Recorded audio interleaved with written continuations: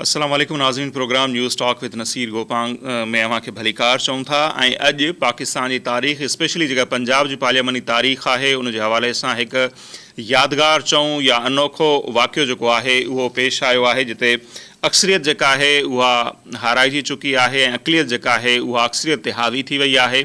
असीं ज़िक्र कयूं पिया पंजाब जे वॾे वज़ीर जी चूंड जे हवाले सां।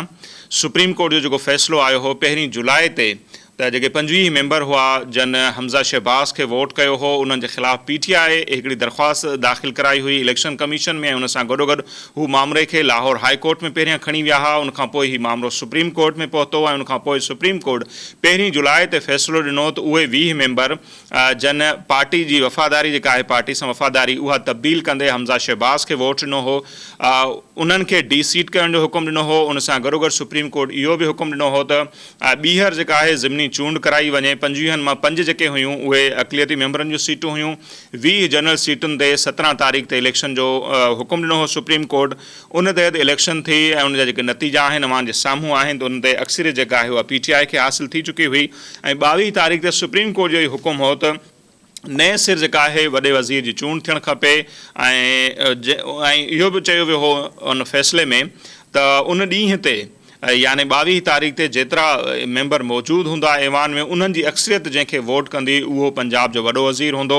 सो इन विच में तज्ज़िया ऐं तबसरा इहे पिया हलिया। नंढी चूंड में जेका कामयाबी हासिलु थी PTI खे, त सभिनी जो इहो चवणो त हाणे अददी अक्सरियत जेका आहे उहा PTI ऐं उन जे इतिहादियुनि वटि आहे। सो PTI जो नामज़द जेको उम्मीदवार आहे वॾे वज़ीर लाइ परवेज़ इलाही साहब, उहे कामयाबु थी वेंदा। ऐं उनखां पोइ अव्हां ॾिठो हूंदो त मुसलसल पीपल्स पार्टी जा जेके शरीक चेयरमैन आहिनि ऐं अॻूणा सदर आसिफ अली ज़रदारी, उहे काफ़ी एक्टिव नज़र आया।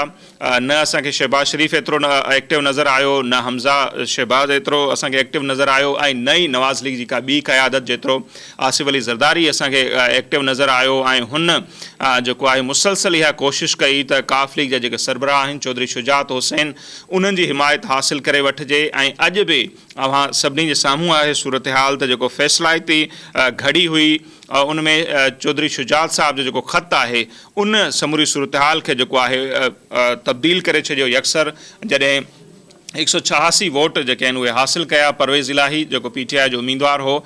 ऐं उन दौरान 179 वोट जेके आहिनि हमज़ा शहबाज़ हासिलु कया। ऐं उन दौरान जेको आहे डिप्टी स्पीकर दोस्त मोहम्मद मज़ारी, उन हिकिड़ो ख़त जंहिंजो मीडिया में अॼु मंझंदि खां वठी तबसरो हलियो पियो त चौधरी शुजात हिकिड़ो डिप्टी स्पीकर खे ख़त लिखियो आहे जेको कंहिं बि वक़्तु मंज़र आम ते अची सघे थो। उहो ख़त पढ़ी ॿुधायो डिप्टी स्पीकर, जंहिंमें इहो वाज़े लिखियलु हो त काफ़ लीग जा जेके उम्मीदवार आहिनि उहे हमज़ा शहबाज़ जी सपोर्ट था कनि। ऐं उन बुनियाद ते, उन ख़त जे बुनियाद ते 10 जेके वोट हुआ काफ़ लीग जा उन्हनि खे रद्द कयो वियो। ऐं अहिड़ी रीति परवेज़ इलाही खे शिकस्त अची चुकी आहे ऐं हमज़ा शहबाज़ हिकु भेरो ॿीहर जेको आहे पंजाब जो वॾो वज़ीर चूंडिजी चुको आहे। उन ते रद्द अमल अचण जो सिलसिलो जारी आहे। पंहिंजे प्रोग्राम में असीं उन ते ई ॻाल्हि ॿोल कंदासीं। बिलावल भुट्टो ज़रदारी जेके परॾेही वज़ीर बि आहिनि, पीपल्स पार्टी जा चेयरमैन बि आहिनि, उन्हनि जो ट्वीट साम्हूं आयो आहे जंहिंमें उन्हनि लिखियो आहे त एक ज़रदारी सब पे भारी।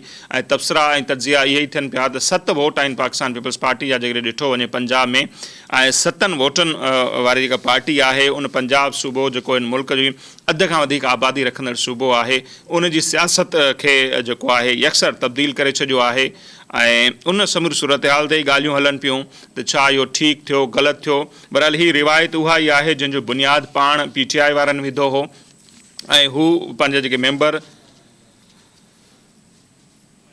फयाज़ नाइट साहब जेके आहिनि सीनियर सहाफ़ी तज्ज़िया निगार ऐं धरती TV जा एंकर पर्सन, उहे असां सां टेलीफोन लाइन ते मौजूदु आहिनि। उन सां ॻाल्हि ॿोल कंदासीं। फयाज़ साहब कीअं था ॾिसो बिलावल साहब जो ट्वीट अची चुको आहे त एक ज़रदारी सब पे भारी, ऐं उन ते ई असीं ॻाल्हायूं पिया त नवाज़ लीग जे तरफ़ां एतिरियूं असांखे काविशूं कोशिशूं नज़र कोन आयूं हमज़ा शहबाज़ खे कामयाबु कराइण जे हवाले सां जेतिरियूं आसिफ अली ज़रदारी कोशिशूं वरितियूं। गुज़िरियल ॾींहुं अव्हां ॾिठो हूंदो त 2 भेरा हिकिड़े ॾींहं में मुलाक़ात कई ऐं मुसलसल 5 कलाकनि ताईं उहो वेठल रहियो चौधरी शुजात वटि। उन ते कुझु माण्हू तनक़ीद बि कनि पिया आसिफ अली ज़रदारी साहब ते, पर अॼु जेके नतीजा साम्हूं आया आहिनि कीअं पिया ॾिसो उन्हनि खे?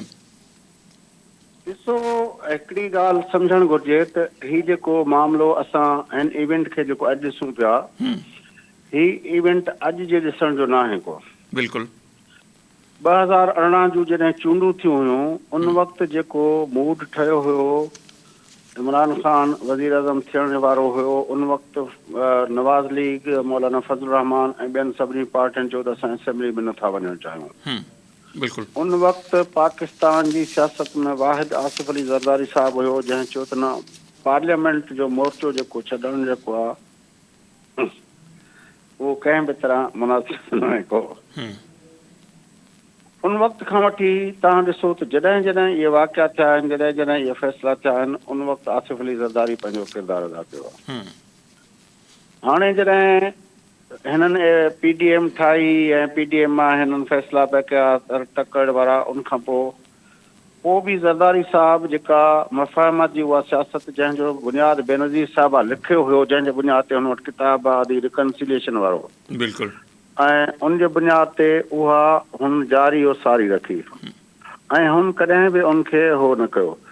हाणे जॾहिं हीउ सॼो चकर थियो हिन वारो इलेक्शन वारो ज़रदारी साहिबु पहिरियों पहिरियों जेको फेज़ हुयो चूंडनि जो पंजाब जे अंदरि उन वक़्तु हुन नवाज़ लीग खे ऐं ॿियनि सभिनी खे राज़ी कयो हुयो त कंहिं बि तरह जीअं बि थिए असांखे मफ़ाहमत जी सियासत जे बुनियाद ते अॻिते वधणु घुरिजे। हुननि काफ लीग खे जेको आहे न उहो पंहिंजे फोल्ड में आणण जी कोशिशि कई ऐं चौधरी शुजात हुन सां कमिटमेंट कई हुई जंहिंजे बुनियाद ते उहो थियो ऐं हुननि उन वक़्तु बि चयो हुयो त असां चौधरी परवेज़ इलाही खे पंजाब जो वज़ीर आला करण लाइ तयार आहियूं। नवाज़ लीग सूदो समूरी PDM इन ॻाल्हि ते राज़ी हुई पर चौधरी परवेज़ इलाही जेको फ़ैसिलो कयो पर ख़ैर उन वक़्तु जेको थियो ऐं नून लीग मैनेज कयो जेके माण्हू आया 20 वोट जेके पिया 25 उन खां पोइ उहे जेके डिस्क्वालीफाई थी विया उन ते चूंडूं थियूं ऐं PMLN खे पीपल्स पार्टी उते पंहिंजा उम्मीदवार न बीहारिया हालांकि उते केतिरनि सीटुनि ते पीपल्स पार्टी उम्मीदवार बीहारे हा त उहे बि मैटर कनि हा। काफ़ी तनक़ीद थी एतिज़ाज़ हसन समेत ॿियनि केतिरनि माण्हुनि तनक़ीद कई पार्टी ते त पार्टी खे सिर्फ़ु इन सॼे हिन फिनोमिना मां पाण खे ॿाहिरि न रखणु घुरिजे हा। पर बहरहाल नून लीग जी शिकस्त खां पोइ जेको मंज़रनामो साम्हूं आयो आसिफ अली ज़रदारी हिकु दफ़ो ॿीहर इहा ऑफर कई काफ लीग खे त चौधरी परवेज़ इलाही असांजो उम्मीदवार थिए त असां हुनखे वज़ीर आला करण लाइ तयारु आहियूं। ऐं चौधरी छाकाणि शुजात ऐं आसिफ ज़रदारी साहिब जे विच में इहा अंडरस्टैंडिंग उन वक़्तु हुई जॾहिं know conference move Imran Khan जे ख़िलाफ़ पे आई। उन जेका हुननि जे विच में जेका अंडरस्टैंडिंग हुई उन बुनियाद ते हुन चयो त भई हू कल्ह विया उते वेही रहिया हुन चयो त भई परवेज़ इलाही खे मूं सां मिलायो मां तव्हांखे हुनजे पर परवेज़ इलाही जेका हिकिड़ी थींदी आहे न हिकिड़ी मरवत उहा बि न ॾेखारी ऐं मिलण खां इनकार कयो ऐं नतीजे तौर ते चौधरी शुजात जेको आहे उन बिल्कुलु वाज़े लफ़्ज़नि में चई छॾियो त भई ठीकु आहे जेकॾहिं इहा ॻाल्हि जेकॾहिं इन लेवल ते मोनिस ऐं हुनजो पीउ वञनि था त पोइ असां बि जेका आहे पंहिंजी जेका ख़ानदानी रिवायत आहे ऐं मुंहिंजी जेका ज़ाती लफ़्ज़ी कमिटमेंट आहे ऐं मुंहिंजी ज़बान आहे मां हुन ते कयां थो। ऐं नतीजे तौर ते हिकिड़ो आइनी अमल थियो। ॾिसो इमरान ख़ान पार्लियामानी प्रोसेस जे थ्रू हटियो हुयो। अॼु जेका फतह थी आहे उहा बि हिकिड़ी पार्लियामानी पार्टी ऐं पार्लियामानी असूलनि जे बुनियाद ते थी आहे छाकाणि त पाकिस्तान जे आइन मुताबिक़ काफ लीग जे सरबराह पंहिंजे मेंबरनि खे वोट ॾियण खां मना कई त हू परवेज़ इलाही खे वोट न कनि। तंहिंजे करे का बि इलीगल ॻाल्हि न थी आहे का ख़रीदो फ़रोख़्त न थी आहे का जेको आहे पंहिंजो हो न थी आहे। काफ लीग एज़ अ पार्टी हिकिड़ो फ़ैसिलो कयो आहे ऐं उहा पंजाब जी पार्टी आहे उनमें जेकॾहिं ज़रदारी साहिबु उनखे इन्फ्लुएंस कयो आहे उहो बि इख़लाक़ी बुनियादनि ते हुनखे ज़रदारी साहिबु हुननि खे ॾियणु वियो हुयो शुरू खां वठी जॾहिं इमरान ख़ान जे ख़िलाफ़ नो कॉन्फ्रेंस पई थी ज़रदारी साहिबु हुननि खे वॾो ॾियणु वियो हुयो। पर कीअं त ॾिसो हाणे फयाज़ साहिबु मूंखे लॻे थो पहिरियों जॾहिं ख़ान साहिब खे हटायो वियो उहो बि आईने क़ानून मूजिबि हटायो वियो पर पोइ हुननि साज़िशूं थी आंदी हीअं थियो हूअं थियो ऐं वरी चवनि था त उहो हुननि जो बयानियो सेल बि थियो ज़िमनी चूंडुनि में उन्हनि खे हुनजा फ़ाइदा पवंदा। हाणे अॼु जेका उन्हनि खे ॿीहर शिकस्त मिली आहे तव्हांखे छा थो लॻे त इमरान ख़ान साहिबु ख़ामोश थी वेंदो या नेक्स्ट हिकमत अमली कहिड़ी इख़्तियार करे सघे थो त ॿीहर कैपिटल ते चढ़ाई कंदो या छा करे सघे थो? कैपिटल ते चढ़ाई करण जो इमरान ख़ान खे इजाज़त ई न आहे का छाकाणि त इहा इजाज़त जेका आहे उहा ॾियण वारा जेके वेठा आहिनि उहे हुनखे इमरान ख़ान खे कोन ॾींदा। उहा आसिफ अली ज़रदारी या शहबाज शरीफ़ या जेको आहे पंहिंजो नवाज़ शरीफ़ जे वस में न आहे उहा इजाज़त ॾियण वारा जेके आहिनि उहे इमरान ख़ान खे इजाज़त कोन ॾींदा। त पोइ इहो सम्झो त हाणे इलेक्शन पंहिंजे मुक़ररु वक़्त ते थींदी? उहो त कल्ह ॾिसो न जॾहिं इत्तेहादनि जो फ़ैसिलो थियो, इत्तेहादनि इहो तइ कयो त भई असां परवेज़ इलाही जेकॾहिं असांजो उम्मीदवार थिए त असां हुनखे वॾी वज़ारत लाइ क़बूल कंदासीं। हिकु दफ़ो ॿीहर आसिफ अली ज़रदारी नवाज़ अली खां इहो ज़हर जो घुट भरायो सही ऐं ॿियो हुननि चयो त असां असेंबलियूं वक़्त खां अॻे टोड़ण कोन ॾींदासीं असेंबलियूं, छाकाणि त ॾुखिया फ़ैसिला जेके थिया आहिनि ही जेका फतह नैरेटिव जी जेका कारकर्दगी ॿुधाई पई वञे, नैरेटिव जी कारकर्दगी कोन्हे।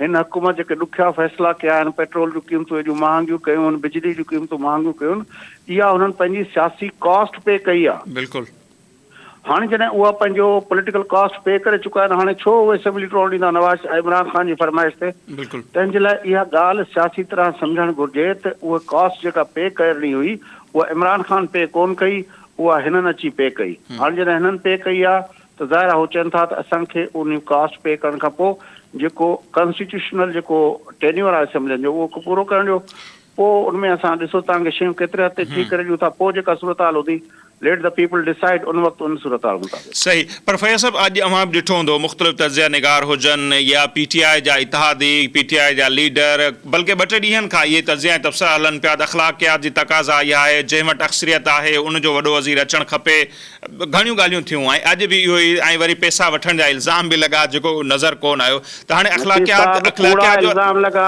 पैसनि जा कूड़ा इल्ज़ाम लॻा, छाकाणि त शुजात पाण पंहिंजी पार्टी खे रोके छॾियो। बिल्कुलु मुंहिंजो सवाल कंप्लीट इहो आहे त इख़लाक़ियात जो ॻाल्हियूं उहे पिया कनि जेके पाण जहाज़नि में माण्हू भरे आया, पहिरीं हेलीकॉप्टर सां हलिया, उन्हनि खे बि असां छॾे था ॾियूं, पर मां चवां थो इख़लाक़ियात जी तक़ाज़ा रिसेंट सिचुएशन में छा आहे, जॾहिं पार्टी जो सरबराह थिए थो त असांजी पार्टी परवेज़ इलाही खे वोट न ॾींदी, त परवेज़ इलाही ते इख़लाक़ी ज़िम्मेदारी हुई त वॾी वज़ारत जो उम्मीदवार न थिए, छाकाणि हुनखे पार्टी सरबराह बना कयो त हू पाण खे बि वोट नथो ॾेई सघे।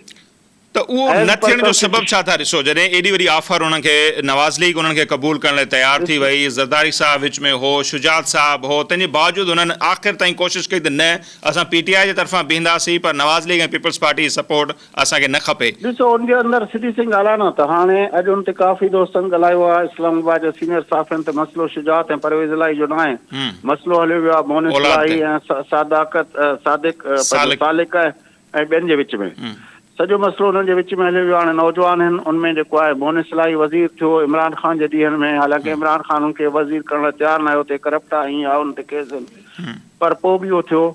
हाणे जॾहिं हीउ थिए थो त ज़ाहिर आहे सालिक पंहिंजा इंट्रस्ट ॾिसे थो ऐं पंहिंजो मोनिस पंहिंजा इंट्रस्ट ॾिसे थो। त अॼु फयाज़ साहब अॼु काफ लीग इहे बि ख़बरूं अचनि पियो त जे सरबराह चौधरी शुजात जे घर जे ॿाहिरियां नंढो ई सही पर मुज़ाहिरो बि थियो आहे, लोटा किरैसी जा इल्ज़ाम बि लॻा आहिनि। अॼु खां पोइ अवां काफ लीग जो फ्यूचर छा था ॾिसो? ज़ाहिर आहे जेकॾहिं D सीट थियनि था उते ॿीहर इलेक्शन थींदी, हिकिड़ो त ख़ानदान में त विछोटी थी, पर काफ लीग जो फ्यूचर हाणे छा था ॾिसो? ॾिसो काफ लीग त हिकिड़े ख़ानदान जी पार्टी हुई, असर रसूख़ जे बुनियाद ते ठहियल पार्टी हुई। हाणे उहो ख़ानदान रिफ्ट में थींदो, हाणे उनजे बारे में हिन वक़्तु कुझु प्रेडिक्ट नथो करे सघे, छाकाणि त उनमें ख़ुदि जेके इन्फ्लुएंशियल्स हुया उहे हुया ऐं इहे जेके उम्मीदवार जेके जन वोट ॾिनो आहे, इहे सुभाणे शुजात वटि माफ़ी तलाफ़ी करे पंहिंजनि ॿारनि लाइ पंहिंजे छाकाणि या पाण उम्मीदवार तौरु बीहनि था, शुजात उनखे इजाज़त ॾिए थो, छाकाणि त पार्टी सरबराह इलेक्शन कमीशन वटि रजिस्टर जेको आहे चौधरी शुजात आहे। परवेज़ इलाही ऐं मोनिस इलाही वटि हिकिड़ो ई ऑप्शन आहे त हू का ॿी पार्टी वञी ठाहिनि, जेकॾहिं हू ॿी पार्टी ठाहिनि था या PTI जो हिसो थियनि था, इहो हुननि खे चॉइस आहे। इलेक्शन कमीशन जे रूल्स मुताबिक़, पार्टी एक्ट मुताबिक़ सरबराह जेको आहे उहो शुजात आहे, इहा पार्टी शुजात जी सरबराही में हलणी आहे। जंहिंखे टिकट वठणी आहे नेक्स्ट इलेक्शन में D सीट थियण खां पोइ उन ते सही शुजात जी थियणी आहे। बिल्कुलु।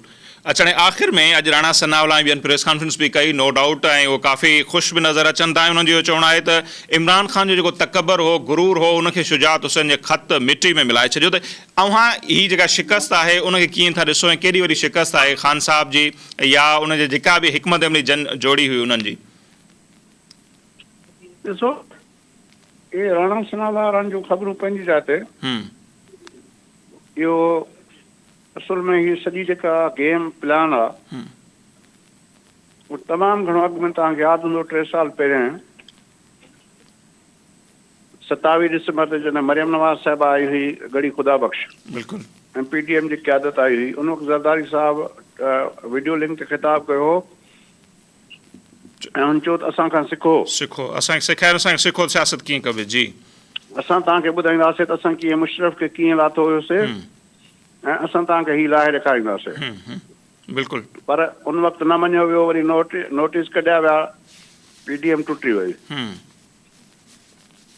हाणे ही सॼो क्रेडिट जेको वञे थो न, उन वक़्त खां पोइ वरी जॾहिं ही नो कॉन्फ्रेंस मूव जो मामिलो थियो, उन वक़्तु बि तव्हांखे यादि आहे त आसिफ अली ज़रदारी साहब ऐं बिलावल साहब वञी शहबाज शरीफ़ सां वञण मुलाक़ात कई हुई ऐं उनखां पोइ इहे ॻाल्हियूं अॻिते वधियूं हुयूं।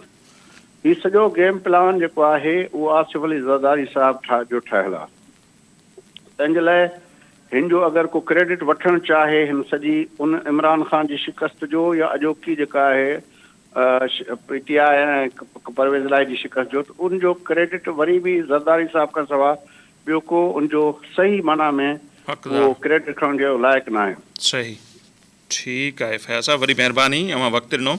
फयाज़ नाइब साहब जो मौक़िफ़ अवां जे साम्हूं आहे ऐं तज्ज़िया ऐं तबसरा बिल्कुलु इहे ई पिया हलनि त जेको कुझु कयो आहे आसिफ अली ज़रदारी, उनजी जेका हिकमत अमली आहे उन तहत अॼु जेके उन्हनि खे दावाऊं इहे पिया कयूं 188 मेंबरनि जी उन्हनि खे हिमायत हासिलु आहे ऐं आसानी सां परवेज़ इलाही वॾो वज़ीर थी वेंदो पंजाब जो, पर उनखे जेका शिकस्त आई आहे, न रुॻो उन्हनि खे शिकस्त आई आहे पर काफ लीग जे अंदरि जेको हिकिड़ो ख़ानदानी पार्टी आहे उन्हनि जे अंदरि जेके ही ॾार पैदा थिया आहिनि या हाणे क्यू लीग जो फ्यूचर छा हूंदो, उन ते बि खोड़ सारा जेके सवाल उथनि पिया। उन ते ई असीं ॻाल्हि ॿोल करे रहिया आहियूं। टोटल जेको पंजाब जे जेकॾहिं मेंबरनि जो तादादु ॾिसूं 371 जो ही ऐवान आहे, 188 खां 86 जे लॻभॻि मेंबर घुरबल हूंदा आहिनि वॾे वज़ीर जी चूंड जे हवाले सां। ऐं पहिरियां जॾहिं हमज़ा शहबाज़ जी चूंड थी अप्रैल धारे 16 अप्रैल ते, त उन्हनि 197 वोट हासिलु कया हुआ ऐं उनखां पोइ 25 मेंबर जेके आहिनि उहे डी सीट थिया। अॼु ॿीहर इलेक्शन थी ऐं अॼु जेका पोज़ीशन हुई PTI जा जेके 178 मेंबर हुआ, काफ लीग जा 10 हुआ, PTI इतिहादी गॾिजी 188 मेंबर उन्हनि वटि हुआ ऐं काफ़ी पुरुमीद नज़र अची रहिया हुआ। पर जॾहिं खां इहे ख़बरूं हलणु शुरू थियूं त चौधरी शुजात हुसैन को हिकिड़ो ख़त लिखियो आहे डिप्टी स्पीकर खे, जंहिंमें उन्हनि वाज़े तौर ते इहो लिखियो आहे त या हू आज़ादु रहंदा जेसिताईं ख़त जो मतन साम्हूं न पिया आयो, त इहे तज़िया ऐं तबसरा थिया पे, त उन ख़त में इहो लिखियो वियो आहे त उहे न्यूट्रल रहंदा ऐं परवेज़ इलाही खे सपोर्ट न कंदा। पर जॾहिं इहो ख़त साम्हूं आयो त उन में वाज़े तौर ते इहो लिखियलु हो त संदन जेके मेंबर आहिनि उहे हमज़ा शहबाज़ खे वोट कंदा ऐं उन्हनि हमज़ा शहबाज़ खे वोट न कयो, जंहिंजे करे जेके आहिनि उहे 10 जा 10 वोट जेके आहिनि उहे रद्द कया विया। पाण उन ते वधीक ॻाल्हि ॿोल बि कंदासीं ऐं गॾोगॾु इहा बि गौर तलब ॻाल्हि आहे त हाणे इमरान ख़ान जो मौक़िफ़ छा हूंदो, छा हू एॾी वॾी जेका शिकस्त आहे उहा क़बूल करे ख़ामोश थी वेही रहंदो या उन्हनि जे तरफ़ां रद्द अमल छा अची सघे थो इम्कानी, उन ते पाण फोकस कंदासीं। पर वक़्तु थिए पियो मुख़्तसिर ब्रेक जो।